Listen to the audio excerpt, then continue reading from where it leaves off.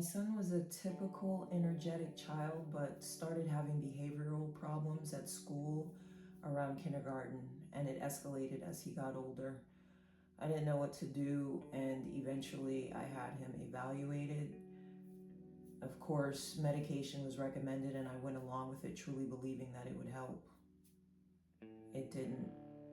One time in the grocery store, his legs locked due to the side effect of one of his medications, and he couldn't walk. I had to pick him up, put him on the front of the shopping cart, and push him out of the store.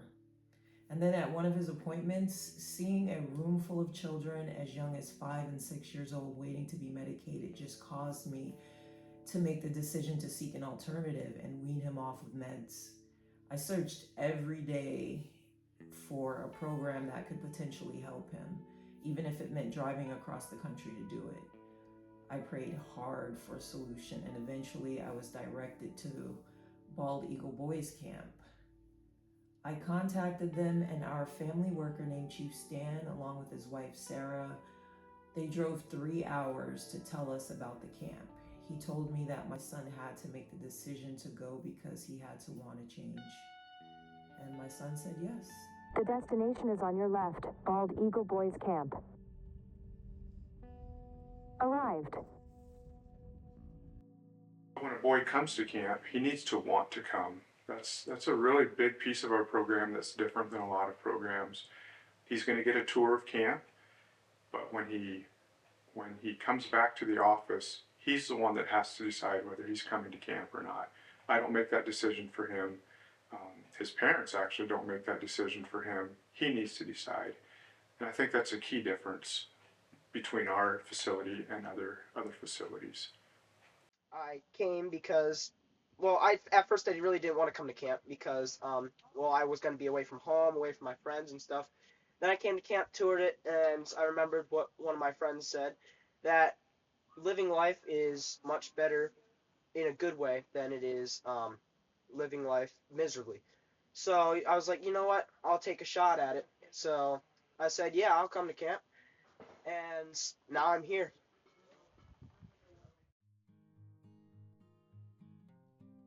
The role as a group chief plays multiple different personnel, you could say. So in some aspects, you're a teacher, you're a mom, you're a cook, you're a doctor. You have 10 boys that you're taking care of, and they rotate out as boys make enough progress to graduate. Um, to where they can go home and be successful. Their parents are excited to have them back home, and it comes first by just taking care of them, showing them love, showing them acceptance. Some facilities they keep you inside. Yeah, kind of just like hospitals and all sorts of stuff like that. They just keep you inside. But here you're outside, you're living in a tent. Yeah, just living life outdoors. So the question is asked a lot. Yeah, are you a school? And yes, we are. We'd be like an alternative education school. We're not a classroom. Sit down in a room, do our math and our English, like a typical school would. However, we are a school. We're licensed by the Department of Human Services as a licensed program in Pennsylvania as a private, non-public school. So it it looks different, but everything we're doing at camp is very educational. So learning is happening all the time at camp. Not to mention just the outdoors that we live in. Springtime rolls around. We have birds. We have flowers. We have worms. We have a little bit of everything that we're learning about because we live in it. And so our classroom is the outdoors. I'll describe the field of wood that we bring in and fill that tent right there. It is all the firewood that we burn through the winter in our stoves that we keep in all the tents that we winterize. These are our sawbucks. It's where we cut up the material and we chunk it up, split it on chopping blocks that you see in the corner of Craft's tent, and it all gets hauled up to wood tent.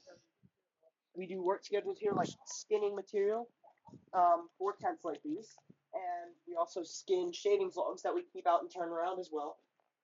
It helps burn our fires. It's where we start. It's our fires with. So you take a lighter of these, it's pretty much like burning newspaper. Kindling, we also cut up kindling in wood corral. This is the stuff that our shavings catch to catch bigger things like the firewood in our wood tent. So that's wood corral for you. Wood corral was actually just rebuilt this past spring. So we took, like I said, we took all the material, put it in these sawbucks, and we shaved it, and then we planted them in the ground. Each post is planted 2 feet in the ground, and each rail is notched out with a dowel peg, a 5/8 inch dowel peg put in each post to keep them in place. We replaced our sawbucks as well, so we chiseled those out, put those 2.5 or 2 feet in the ground, and put a 1 inch dowel rod in the sides to keep them in place. Yeah, that's our wood corral, and that's where we do all of our work. You know this. Let me make sure it's straight.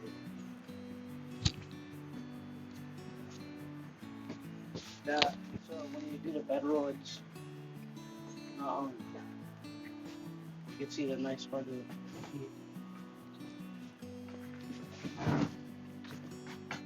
Why that, and then again, at least here, so when you do the bedroll, it's even. Down.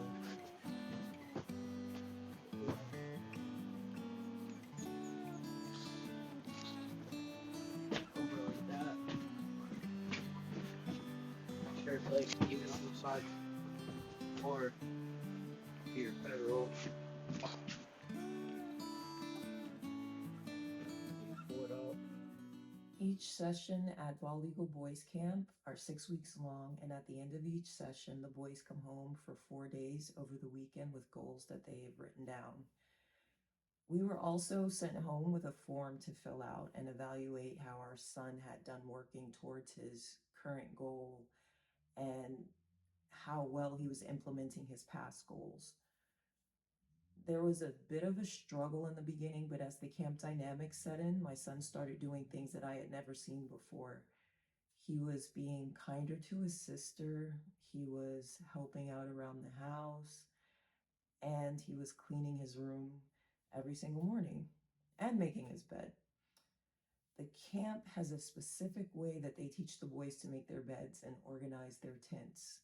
It was very obvious that this method had made its way into my son's subconscious and had become a part of his daily routine. To do the roll first.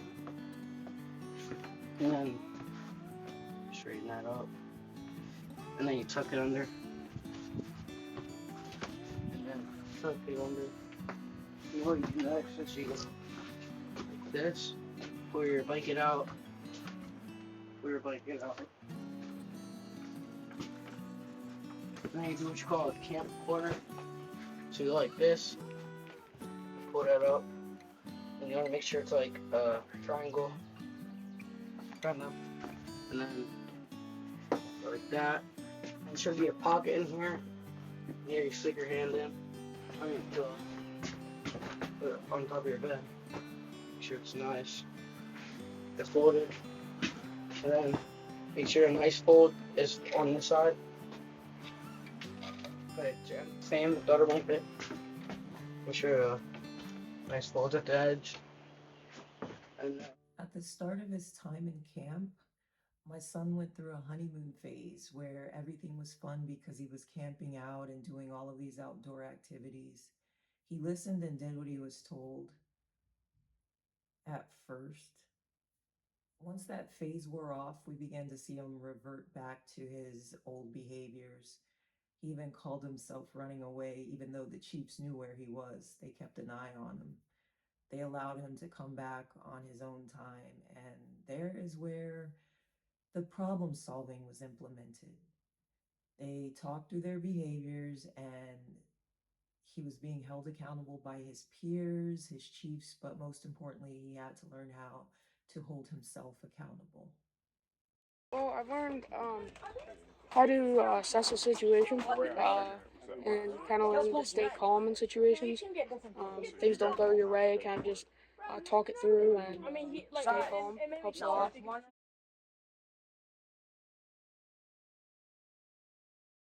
Problem solving, we say, is very simple. It's acknowledging a problem and then talking about the problem, deciding what went wrong, and also what could have been done differently to produce a different outcome. And then a boy gets to choose a different outcome or a different method, and then later we evaluate to see how that's going. The ways to help a boy get to there are his group and his counselors. So we stand in a circle. When a problem is encountered, the whole group will get together and talk, and it's very important that that whole group is involved. One of the most powerful things that happens is we have boys talking to boys, and it's so key that that boy will acknowledge in the presence of his group what went wrong. That's a big step. It's simple and it's difficult all at once. We try so hard to keep problem solving very simple and helping a boy understand it at a very simple level. It's not rocket science. It's not difficult, and yet the acknowledgement of a simple problem can be very hard. So group peer interaction, simplicity, breaking it down. It's not as big as we think it is, actually. It's actually very easy if we just step back and acknowledge it. Brad? Yeah, just having and making a good team Mm-hmm. Feels good, guys, that we've finally come to the part of our trip that we're actually putting in some physical labor. Feels like a long, long time that we've done a lot of this paperwork and a lot of planning. It feels pretty sweet that we've actually come to the part where we can put stuff together and see it come together. Yeah, very excited. Okay, well, why don't we go ahead and play a little prayer in. So let's bow our heads here. Pray. Father God, Lord, thank you so much for the day you've given so far. Thank you for the good attitude that we had this morning and the way that our lives came together well so far. And I pray that we can discuss it with us well. And to do that, we keep staying from as well as we look for those groups so we can make it out. Thank you better than we did it. Amen. Powwow is a very important piece of camp. Powwow is a reflection time. Like, we sit in powwow together as a group and talk. And we've discovered over time that when a boy is taught how to reflect, it makes a huge difference in outcome. Typically, boys we work with are not reflecting. They're just going from one catastrophic event to the next and not stopping to back up and actually resolve conflict. And so powwow's a time when we're teaching them to look back on their day, say, what did we like about our day? What do we not like about our day? And if there's things that we liked about it, how can we get more of that? And if there's things we didn't like about it, what are we going to change?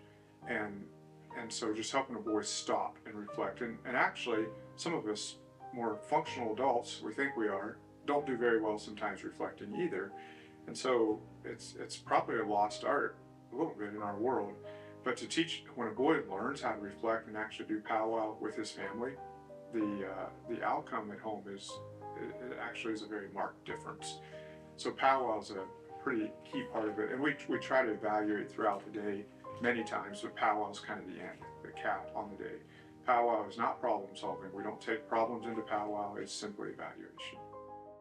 Yeah, so a story about kind of about powwow and about the closing of the day. There was a camper here a while ago, and he had a hard time at camp,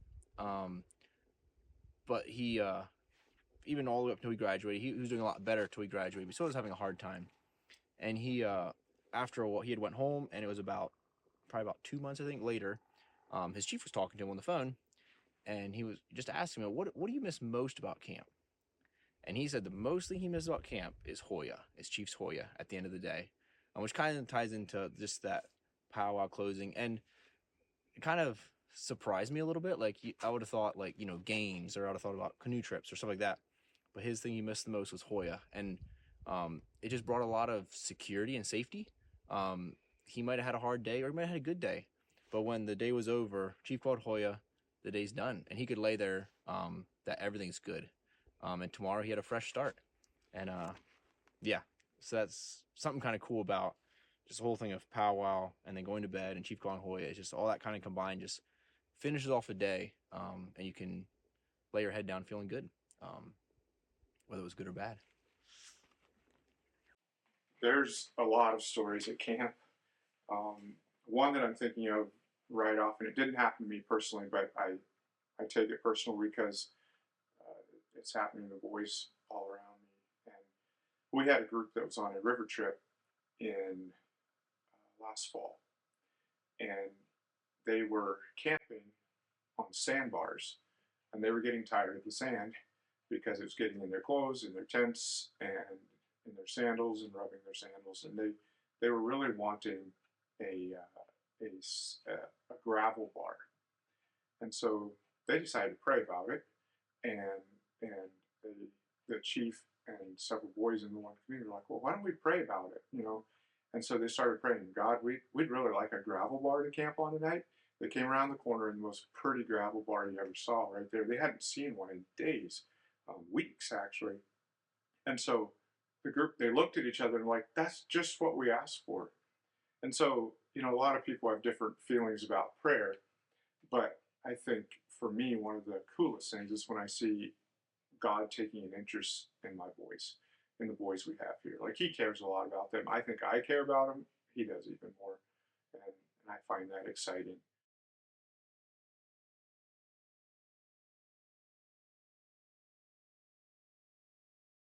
Really looking forward to using the stuff I've learned here, and yeah, using that back at home. So definitely. I have a little bit of improvement, maybe a little bit on it, but from before I've been doing way better. You know, our goal would be that a boy can go home, make that transition to home, which is a big step. We used to live in a group of 10 of the boys, 9 of the boys, and now I'm home, right? And it's awesome because I'm with my family again, but it's hard because it's the structures are different, right?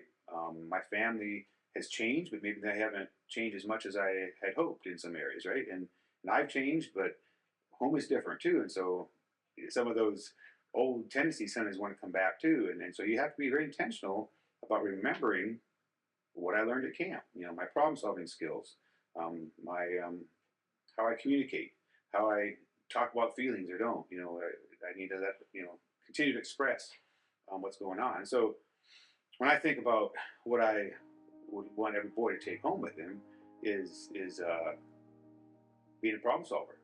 Like I really believe that if every boy leaves camp and is a problem solver, he'll be fine because he'll solve those problems. He's not going to be perfect. We don't expect his family to be perfect, but we do expect problem solving to happen.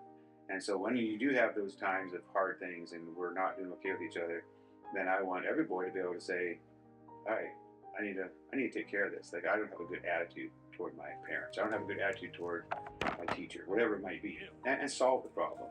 And I think when boys are good problem solvers, then they'll be fine at home.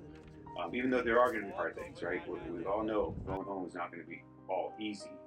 But if you're a problem solver, you can work through it. And that's something you're going to take when you're 30, with your own family, right? With your own wife, your own kids. Being a problem solver, being a person that communicates. And also just having a good work ethic too. At camp, we build our campsite. If there's firewood to be had, we cut it. If we're going to be warm this winter, it's up to us to get it there, right? And I think for boys to go home and take responsibility for their environment, for their room, for their house, do their chores, do what their parents ask. It's not just a handout, but they're willing to do their part to make life at home successful too. So, yeah, to me, problem solving and taking responsibility for their actions, for their environment, in my mind, are two key things, as well as, again, just relationships outside of home too, and just being that positive person that puts into others. And our goal as well would be that boys would come to the Lord at camp. I'm kind of homesick for a country to where I've never been before. No sad goodbyes will there be spoken, and time won't matter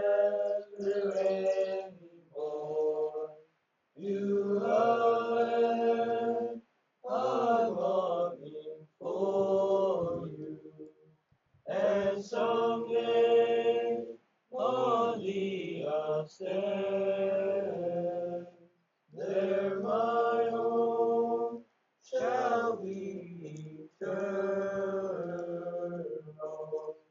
Beulah land, sweet Beulah land. After 18 months, my son graduated from the program. I was so proud of him and what he had accomplished at such a young age. It was quite a journey. When he came home, he was a different child.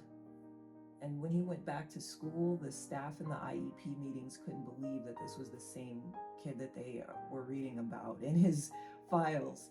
He went from not being able to focus to being a well-behaved child who communicated clearly when something was bothering him. Although things weren't always perfect, my son went through school carrying with him the tools that he learned at Bald Eagle Boys Camp. This place not only changed his life, but it changed mine as well. It gave me hope once again after almost giving up.